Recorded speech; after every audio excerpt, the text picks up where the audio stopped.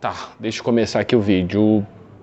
Então assim, eu vim aqui para fazer o vídeo sobre o meu lançamento do Substrato, né? Primeiro eu quero contar um pouco da história dessa empreitada, né? Do Substrato. Desde quando eu comecei bonsai, eu sempre lia nas revistas os solos japoneses e tudo mais, que antigamente algumas revistas do Brasil elas se dedicavam em pegar matérias traduzidas da Espanha, que por sua vez pegavam do Japão. Então era uma tradução, os japoneses vendiam para os espanhóis vendiam para o Brasil algumas matérias em japonês, né? E eu via que, de fato, a gente tinha um solo, né, que era usado fora do país, que não era o mesmo solo que era usado aqui no Brasil na época, né? Eu sempre me perguntei, será que seria muito caro trazer o solo? Será que os resultados seriam os mesmos e tudo mais? E depois que eu parei um tempo no bonsai, para quem me conhece já sabe minha história, e depois de 3 anos, vai dar fazer 4 anos atrás, eu voltei de novo para o bonsai, né? Eu voltei bastante desatualizado, o que eu achava que eu sabia, de fato eu não sabia nada, mas me aventurei em pesquisar profundamente, já que eu tinha uma carência em viajar para fazer workshops, esse tipo de coisa, né? Me fechei um pouco sim para o que era divulgado aqui no país, e comecei a comprar livros, revistas, conversar com algumas pessoas graças à internet, né? E compreender um pouco mais, não só do bonsai, falando em técnica, mas um pouco mais da história do bonsai, né?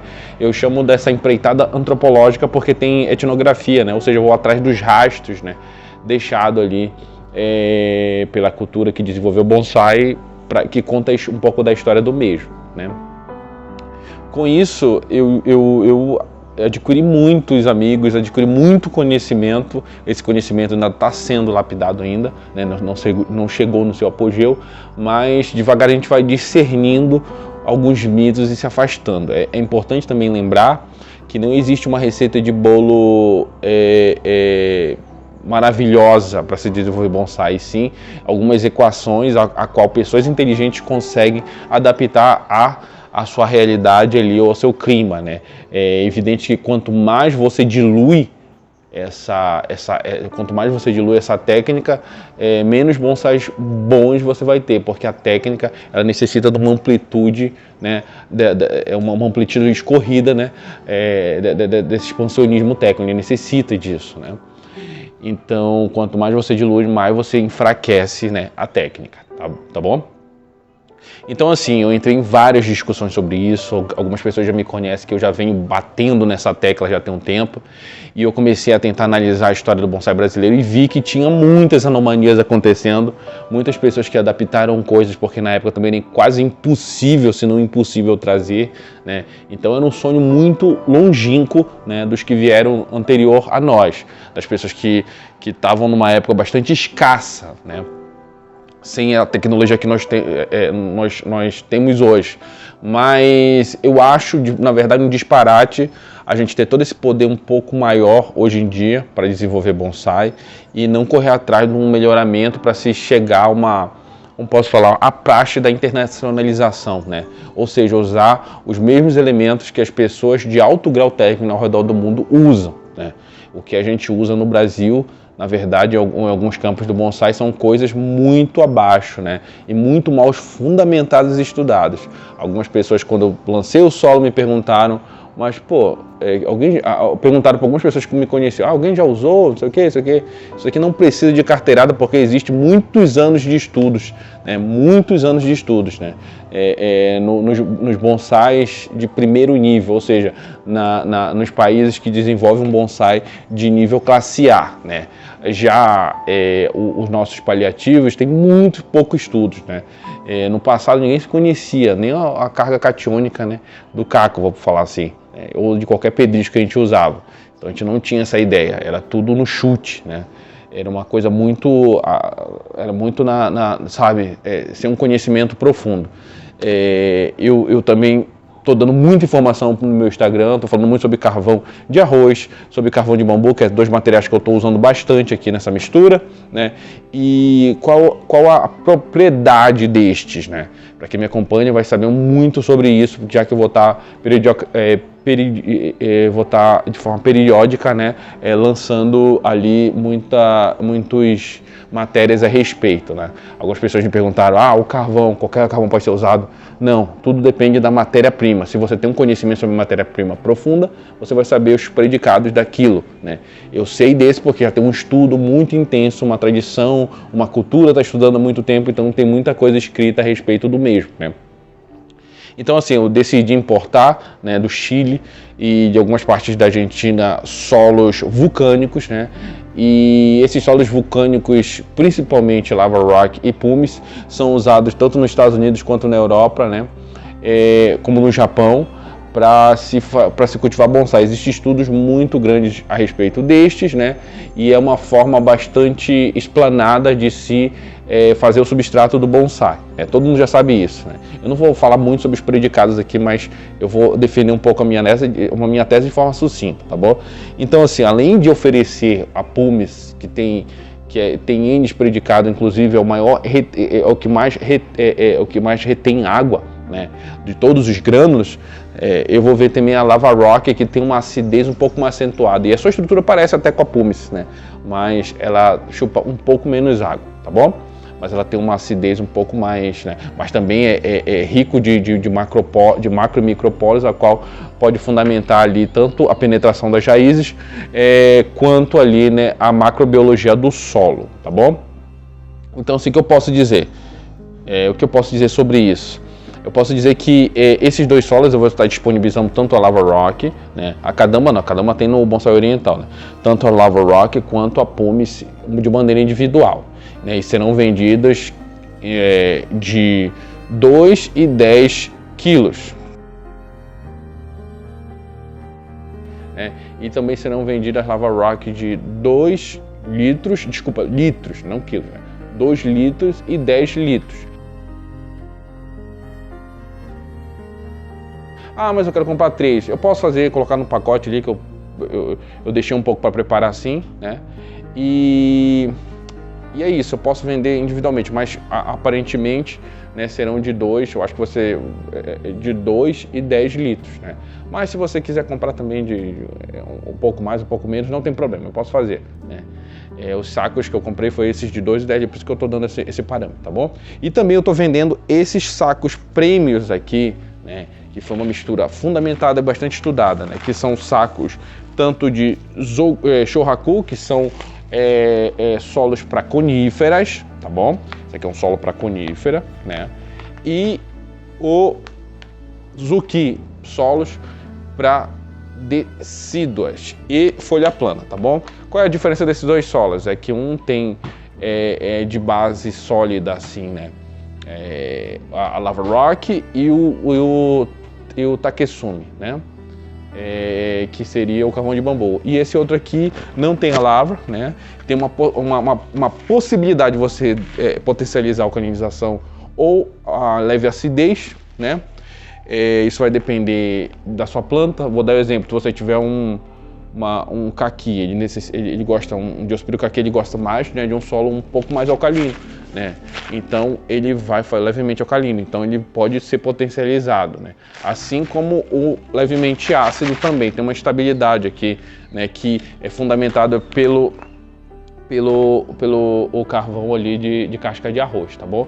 Assim, aí tem o pumice e a kadama, né, de queima mediana. Então aqui você consegue fomentar uma quebra um tanto mais acentuada, né? Aqui porque o metabolismo, né, dessas plantas, elas têm um crescimento um pouco mais acentuado, tá bom? E aqui uma quebra muito mais lenta, tá bom? Uma queda muito mais lenta. É preciso se notar que aqui é uma evergreen, ou seja, é uma sempre verde. Você tem um metabolismo e também uma quebra diferente, né, um pouco menor do que essa aqui, que são de folhas planas ou zoki, né, que seriam as decíduas, tá bom? Então são esses 2 aqui, os predicados são imensos, né? Além de desenvolver de forma muito acentuada a macrobiologia do solo, tem uma respirabilidade muito boa, o grânulo guarda para si a umidade, ele não satura a base como a gente pensa, né? A matéria orgânica ela satura a base, faz o ar circular muito pouco, faz a respirabilidade cair bastante, né? E as raízes sofrem com isso, tá bom? Então dá falsa sensação às vezes de estar dando tudo certo. Por quê? Porque você deixa períodos regando e períodos sem rega, aí dá aquela falsa sensação, porque tem um acúmulo excessivo, então a planta vive num extremo excessivo, né? E pode desenvolver algumas defesas, engrossa muito rápido ali as raízes, isso não é muito interessante, né? A quebra faz com que as raízes finas elas se desenvolvam mais lento. Por quê?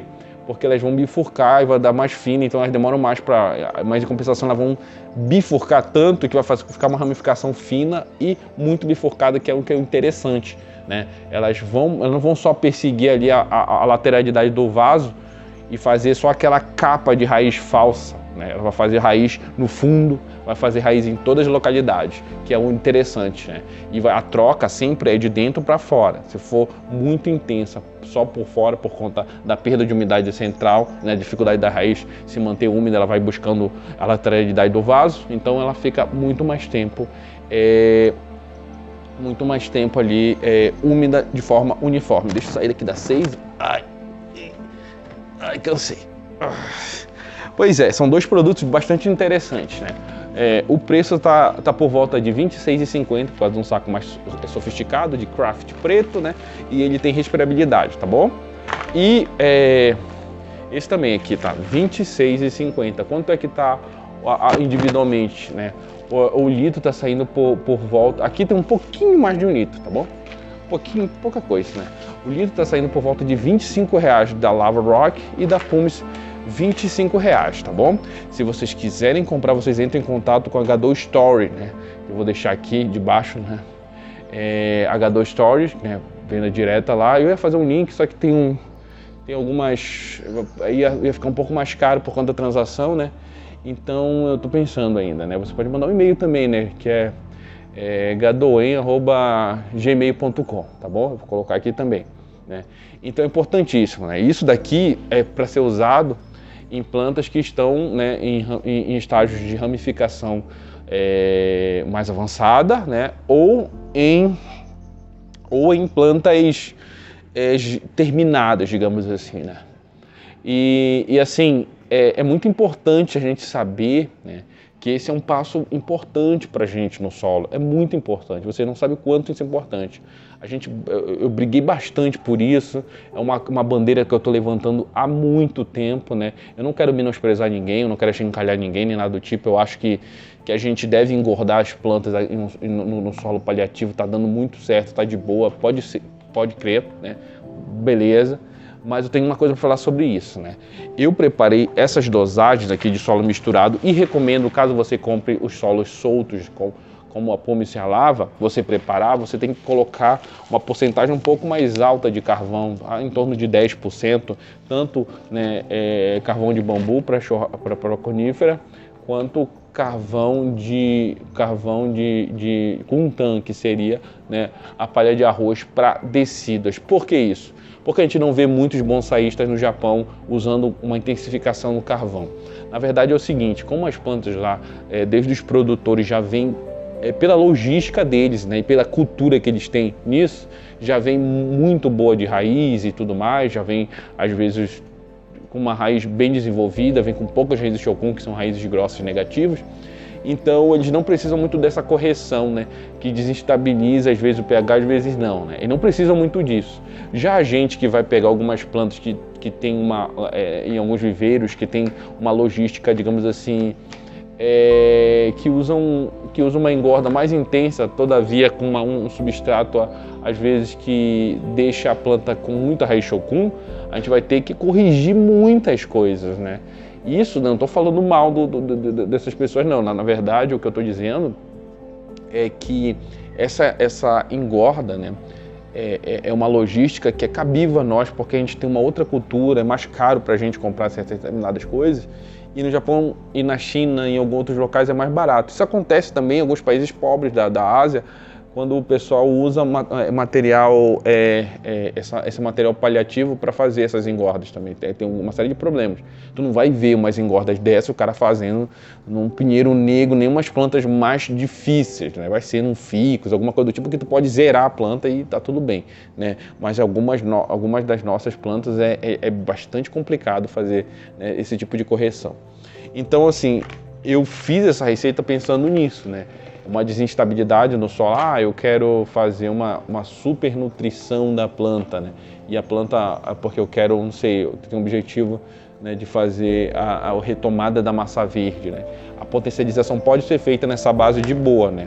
Então, até o acúmulo aqui da amônia é controlado pelos carvões, né? Então, isso é muito bacana, além, né, da microbiologia do solo. Nem todos precisam, né, dessa microbiologia do solo, mas existem outros predicados aqui, né, nos carvões, tanto o Kuntan como o Takesumi, que são primordiais para que as plantas se mantenham ali com as raízes respirando, né, e que tenha porque eu já vou falar isso de novo, né, uma das coisas mais eficazes no mundo do bonsai, né, no solo perfeito, na verdade, é que duas coisas que se anulam, né, elas possam viver ali e se anularem, né, de maneira muito mais lenta, como é o caso da água e do vento, dentro do substrato, né? Então, todos esses grânulos e carvão aqui, eles têm eles foram feitos ali, né, para que nesse tipo de ambiente eles consigam se anular de maneira muito mais devagar, né? Não quer dizer que um desses grânulos aqui ele consiga, tipo assim, esse grânulo retém mais água que turfa, que não é isso que eu tô falando. Mas de outros grânulos eles retêm bastante água, né? Os orgânicos são que retêm mais água de fato, né? Só que tem seus paliativos, né? Você vai lidar muito mais com pragas do que, né, você lidar com solos granulares que são estéreos, né? Você vai lidar 5 vezes mais com pragas, você vai gastar muito mais com vários outros tipos de defensivos e afins. Esse daqui não. Esse daqui a planta vai se manter ali um tanto mais saudável, tá bom?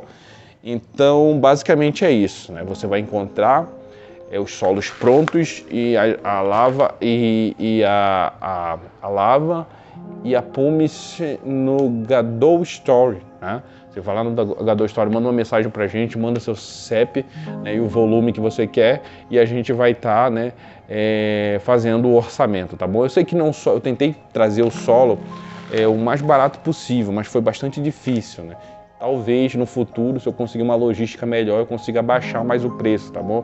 Porque eu acho interessante que também seja um preço acessível a todos, né? E devagarinho também você vai se acostumando com o solo e tudo mais. Não é uma coisa imediata, não, mas você vai ter ali, né, você vai ver como o solo acontece, você vai ver, você vai acompanhar e tudo mais. É importante que seja também, você crie um ar mais profissional para trabalhar com esses solos. Então, para mim, eu acho que isso aqui é uma revolução, né? Eu queria agradecer também não só os bonsaístas antigos que fizeram muita coisa com os paliativos, assim como caco de telha, orgânico e tudo mais, que todos estão de parabéns, né?